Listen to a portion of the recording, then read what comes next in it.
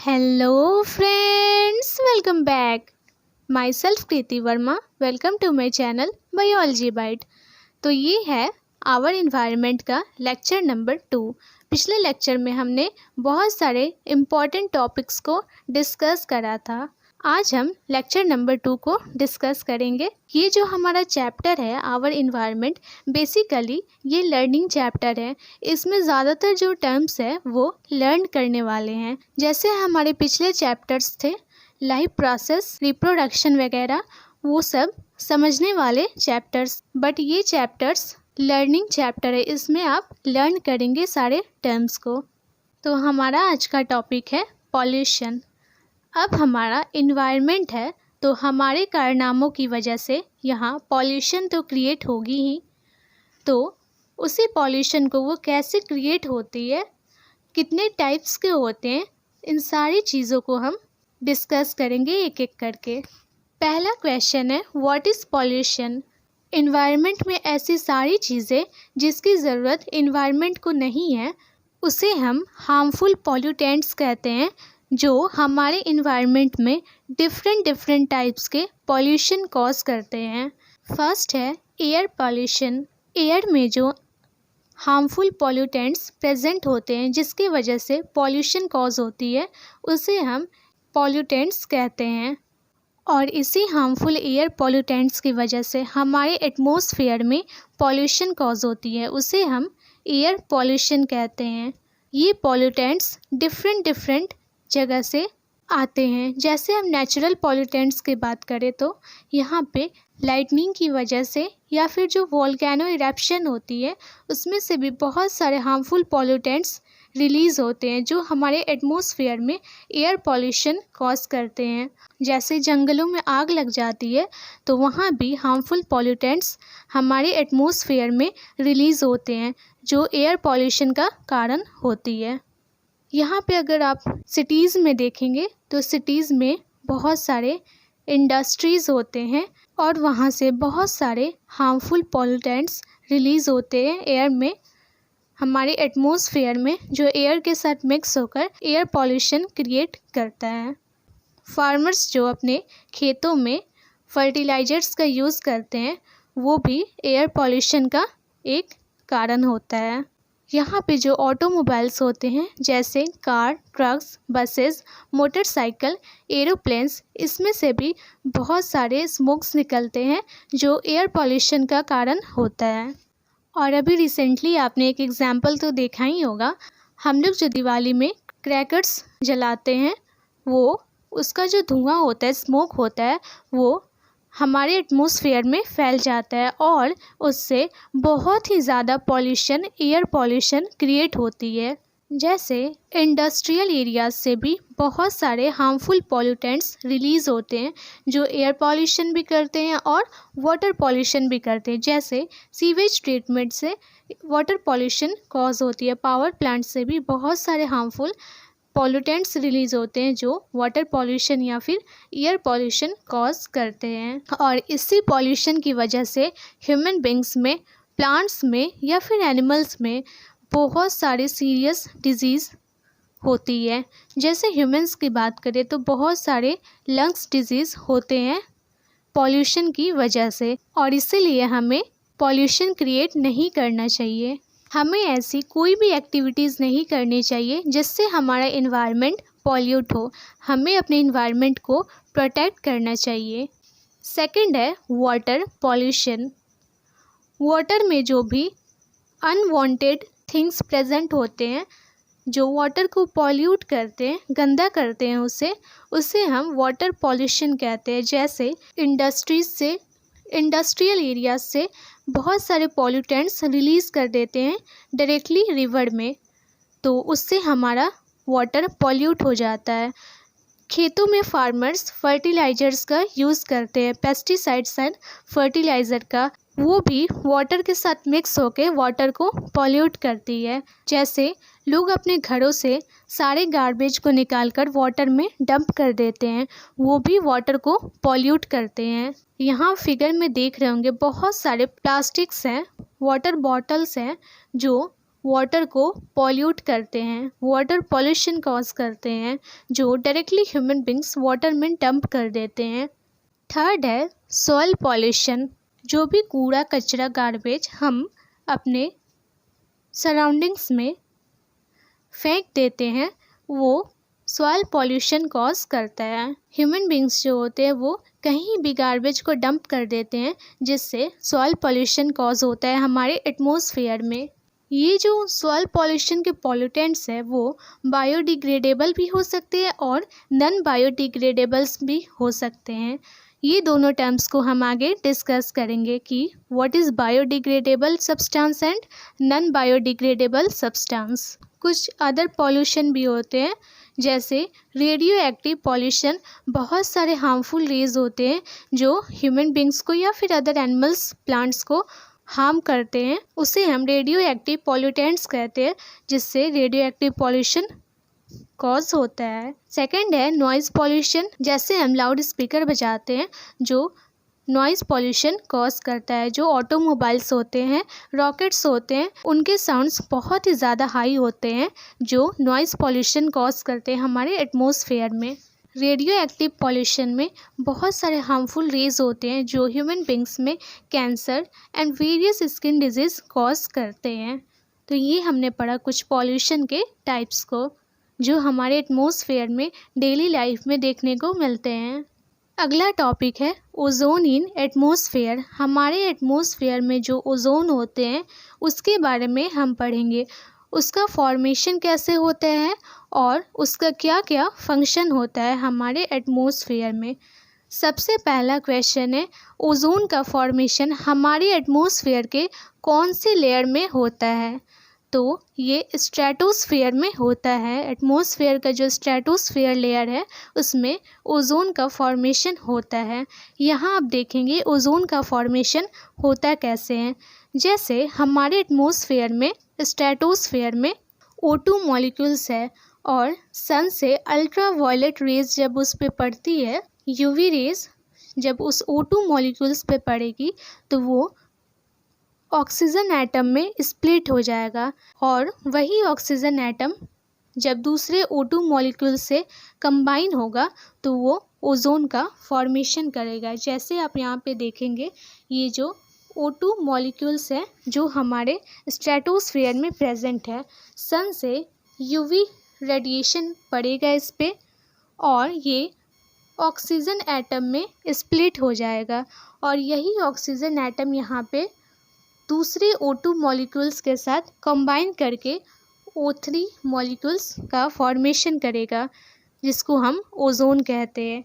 यहाँ पे भी ऑक्सीजन एटम है सिंगल और यहाँ पे ऑक्सीजन के मॉलिक्यूल्स है, दोनों कंबाइन होकर O3 का फॉर्मेशन करेगा, ओजोन का फॉर्मेशन करेगा। इसमें यूवी रेज का सबसे ज़्यादा रोल होता है ओजोन के फॉर्मेशन में। और ये ओजोन जो होता है वो यूवी रेज से, जो हमारे लिए बहुत ही हार्मफुल होता है, जो ह्यूमंस में बहुत सारे स्किन डिजीज़ और कॉज करता है, उससे ये प्रोटेक्शन प्रोवाइड करता है ओजोन। यूवी रेज जो होता है वो ह्यूमन बींग्स में skin disease, cancer, lungs disease या फिर हमारे इम्यून सिस्टम को वीक कर देता है। ऐसे बहुत सारे डिजीज़ को कॉज करता है। फंक्शंस ऑफ ओजोन, ओजोन का क्या फंक्शन होता है अभी मैंने डिस्कस करा। जैसे जो सन से यूवी रेज आती है वो हमारे लिए बहुत ही ज़्यादा हार्मफुल होती है, उसी से प्रोटेक्शन प्रोवाइड करता है ओजोन।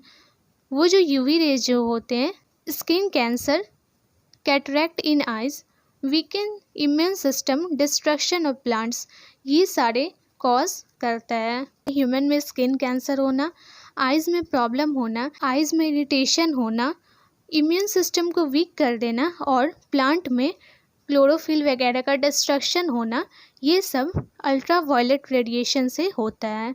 इसी से ओजोन प्रोटेक्शन प्रोवाइड करता है। Causes of ozone depletion, ozone depletion के क्या क्या कारण होते हैं। यूज़ ऑफ क्लोरोफ्लोरोकार्बन CFC, जो भी क्लोरोफ्लोरोकार्बन होते हैं जो ज़्यादातर रेफ्रिजरेटर में, AC में और परफ्यूम्स में होते हैं वो ओजोन को डिप्लीट करता है, वो ओजोन को हार्म पहुंचाता है, उसके लेयर को थिन करता है। बहुत सारे केमिकल्स हैं और ये क्लोरोफ्लोरोकार्बन है जो हमारे ओजोन लेयर को डिप्लीट करता है। क्लोरोफ्लोरोकार्बन हमारे एटमॉस्फेयर में ऑक्सीजन से रिएक्ट करता है और उसमें का जो क्लोरीन एटम होता है वो हमारे ओजोन लेयर को डिप्लीट करता है। मेजर टेकन, क्या क्या सावधानी हम ले सकते हैं ओजोन लेयर को प्रोटेक्ट करने के लिए। The amount drop sharply in 1980s due to CFC। 1985 में अंटार्कटिका में ओजोन लेयर में होल देखने को मिला था जो एक्सेसिव यूज़ ऑफ क्लोरोफ्लोरोकार्बन की वजह से होती है। इसीलिए गवर्नमेंट ने क्लोरोफ्लोरोकार्बन के यूज़ को रिड्यूस करने के लिए कहा। In 1987, UNEP United Nations Environment Program made an agreement to freeze its level CFC reduction। 1987 में गवर्नमेंट ने एक ऑर्गेनाइजेशन को इनिशिएट किया जिसमें CFC का रिडक्शन किया जाए, मतलब CFC क्लोरोफ्लोरोकार्बन का कम से कम यूज़ हो जो हमारे ओजोन लेयर को हार्म ना करे, या फिर कुछ ऐसे प्रोडक्ट्स बनाए जाए जिसमें क्लोरोफ्लोरोकार्बन का यूज़ ना हो, और अगर हो भी तो बहुत ही कम अमाउंट में हो। Measure by government of India act 1981, air act, prevention and control of pollution. 1981 में इंडियन गवर्नमेंट ने एयर एक्ट को इनिशिएट किया जिसमें पॉल्यूशन से हम प्रिवेंशन करेंगे और उसको कंट्रोल करेंगे। और 1986 में environment act, protection of environment, जिसमें हम अपने एनवायरनमेंट को प्रोटेक्ट करेंगे, उसे प्रोटेक्शन प्रोवाइड करेंगे। तो ये कुछ ऑर्गेनाइजेशन है जो गवर्नमेंट द्वारा इनिशिएट किया गया हमारे एनवायरनमेंट के और ओजोन लेयर के प्रोटेक्शन के लिए। अगला टॉपिक है गार्बेज डिस्पोजल। जो हमारे घरों से कूड़े कचरे निकलते हैं उससे हम कहीं भी डंप कर देते हैं जो हमारे एटमॉस्फेयर में पॉल्यूशन कॉज करते हैं। जैसे ये गार्बेज जो होते हैं वो 2 टाइप्स के होते हैं, biodegradable and non biodegradable. Biodegradable, यहाँ पे आप देखेंगे इसमें pills of vegetables and fruits, इसमें वेजिटेबल्स एंड फ्रूट्स के छिलके होते हैं, पेपर्स होते हैं एंड वुड होते हैं। और नॉन बायोडिग्रेडेबल की बात करें तो इसमें प्लास्टिक बैग्स होते हैं, ग्लास बॉटल एंड कैन होते हैं। ये एग्जाम्पल है बायोडिग्रेडेबल एंड नॉन बायोडिग्रेडेबल का। यहाँ आप देखेंगे फिगर में मैंने रिप्रेजेंट करा है, ये बायोडिग्रेडेबल वेस्ट है और ये नॉन बायोडिग्रेडेबल वेस्ट है जिसमें प्लास्टिक बॉटल्स है। यहाँ आप देखेंगे ये दोनों में क्या क्या डिफरेंसेस है, biodegradable waste and non biodegradable waste. Waste are broken down naturally by decomposer, जो भी हमारे नेचर में डिकम्पोजर प्रेजेंट होते हैं उसके द्वारा ये बायोडिग्रेडेबल वेस्ट जो होते हैं वो डिकम्पोज हो जाते हैं, मतलब सिंपलर सब्सटेंस में डिवाइड हो जाते हैं। और नॉन बायोडिग्रेडेबल वेस्ट जो होते हैं जैसे प्लास्टिक बैग्स हो गए, कैंस हो गए, वाटर बॉटल्स हो गए, वो डिकम्पोजर माइक्रोब्स द्वारा डिकम्पोज नहीं हो पाते हैं जिसके वजह से एटमॉस्फेयर में पॉल्यूशन कॉज होता है। Biodegradation forms harmless and non poisonous product. Biodegradation से जो भी प्रोडक्ट्स का फॉर्मेशन होता है वो नुकसानदेह नहीं होता है, मतलब हार्मलेस होता है, और वो पॉइजनस भी नहीं होता, मतलब वो खतरनाक नहीं होता है। और नॉन बायोडिग्रेडेबल वेस्ट का बायोडिग्रेडेशन नहीं होता है। Releases raw materials back to nature. Biodegradable waste raw material release करते हैं जो फिर नेचर के काम आ जाती है, बट नॉन बायोडिग्रेडेबल वेस्ट ये रिलीज़ नहीं करते हैं। Pollutes the environment when produce in excess. जब ये बहुत ही ज़्यादा एक्सेस अमाउंट में प्रोड्यूस होगा तभी हमारे इन्वायरमेंट को पॉल्यूट करेगा। और non biodegradable waste small amount में भी प्रोड्यूस होगा तो वो हमारे इन्वायरमेंट को हार्म पहुंचाएगा। बायोडिग्रेडेबल वेस्ट का रिसाइकलिंग पॉसिबल है, मतलब नेचर के द्वारा भी, एंड मैन मेड मतलब हमारे द्वारा भी, ह्यूमन इफोर्ट।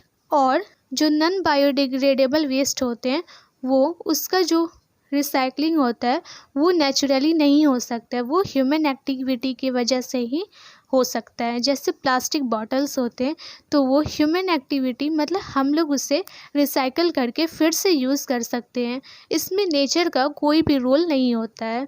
इन दोनों में अगर हम कंपेयर करें तो नॉन बायोडिग्रेडेबल वेस्ट जो होते हैं वो ज़्यादा डेंजरस होते हैं, जो पॉल्यूशन कॉज करते हैं हमारे एटमॉस्फेयर में। हमारा अगला टॉपिक है बायोमैग्निफिकेशन। जैसे एक रिवर हुआ या फिर एक पॉन्ड को हम एग्जाम्पल में ले ले तो उसमें बहुत सारे टाइप्स के ऑर्गेनिज्म पाए जाते हैं, एल्गी, इंसेक्ट, फिशेस, बहुत सारे टाइप्स के स्मॉल फिशेस, लार्ज फिशेस सारे ही पाए जाते हैं।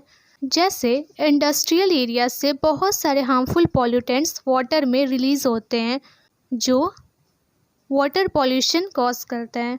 तो वो जो हार्मफुल पॉल्यूटेंट्स है, जैसे एग्जाम्पल में हम मरकरी को ले सकते हैं, तो वो हार्मफुल पॉल्यूटेंट्स पहले वाटर में मिक्स होगी, फिर वाटर को एल्गी लेगा अपने मेटाबॉलिज्म को रेगुलेट करने के लिए। तो वो जो हार्मफुल पॉल्यूटेंट्स है वो वाटर से एल्गी में चला जाएगा, फिर एल्गी को एल्गी ईटिंग इंसेक्ट लेगा, फीड करेगा वो, तो वो उसमें ट्रांसफ़र हो जाएगा हार्मफुल पॉल्यूटेंट्स, फिर वो इंसेक्ट में ट्रांसफ़र हो जाएगा, फिर स्मॉल फिशेज़ में, फिर लार्ज फिशेज़ में, और ह्यूमन जो होते हैं वो फिशेज़ को खाते हैं तो वो फिशेज़ से हार्मफुल पॉल्यूटेंट्स ह्यूमन में ट्रांसफ़र हो जाएगा। तो ऐसे ही ज़ीरो ट्रॉपिक लेवल से टॉप ट्रॉपिक लेवल तक जो हार्मफुल पॉल्यूटेंट्स है उसका ट्रांसफ़र होना बायोमैग्निफिकेशन कहलाता है। जैसे आप यहाँ पे देखेंगे, यहाँ पे वाटर में पहले हार्मफुल पॉल्यूटेंट्स मिक्स हुआ, वो फिर एल्गी में ट्रांसफ़र हुआ, एल्गी से फिर वो एल्गी ईटिंग इंसेक्ट्स में हुआ, फिर इंसेक्ट ईटिंग इंसेक्ट्स में ट्रांसफ़र होगा, फिर स्मॉल फिशेज़ में ट्रांसफ़र होगा, फिर लार्ज फिशेज़ में, और वहाँ से वो फाइनली ह्यूमन में ट्रांसफ़र हो जाएगा। तो इसी को हम बायोमैग्निफिकेशन कहते हैं। और एक होता है बायो एक्यूमुलेशन। ये दोनों में बहुत सारे बच्चों को कन्फ्यूजन्स होते हैं, इसे मैं अभी क्लियर करती हूँ। जैसे बायोमैग्निफिकेशन में जो भी हार्मफुल पॉल्यूटेंट्स है वो एक ट्रॉपिक लेवल से दूसरे ट्रॉपिक लेवल में ट्रांसफ़र हो रही है, बट अगर हम बायो एक्यूमुलेशन की बात करें तो जो भी वहाँ पे हार्मफुल पॉल्यूटेंट्स होते हैं वो किसी एक ही ऑर्गेनिज्म में एक्यूमुलेट हो जाते हैं, जमा हो जाते हैं, वो आगे वाले ट्रॉपिक लेवल में ट्रांसफ़र नहीं करता है, बट यहाँ एक्यूमुलेट भी होते हैं और ट्रांसफ़र भी होते हैं। तो अगर वो एक्यूमुलेट भी हो और ऑर्गेनिज्म टू ऑर्गेनिज्म ट्रांसफ़र भी हो तो उससे हम बायोमैग्निफिकेशन कहते हैं। और अगर सिर्फ एक्यूमुलेट हो कोई भी एक पर्टिकुलर ऑर्गेनिज्म में बट उसका ट्रांसफ़र मूवमेंट नहीं हो दूसरे ऑर्गेनिज्म में तो उसे हम बायो एक्यूमुलेशन कहते हैं। तो अब आप कंफ्यूज नहीं होंगे इन दोनों टर्म्स में। और इसी के साथ जो हमारा चैप्टर है आवर इन्वायरमेंट वो ख़त्म हुआ। ये बहुत छोटा सा चैप्टर है और बेसिकली ये लर्निंग चैप्टर है, इसमें बहुत सारे टर्म्स दिए गए हैं, उसे आप समझकर और लर्न कर लेंगे। अगली वीडियो में हम इस चैप्टर के क्वेश्चन एंड आंसर को डिस्कस करेंगे। और इस लेक्चर वीडियो में अगर आपको किसी भी टॉपिक में कोई भी डाउट है तो आप मुझे कमेंट सेक्शन में लिखकर भेजें। And don't forget to subscribe my channel. Thank you.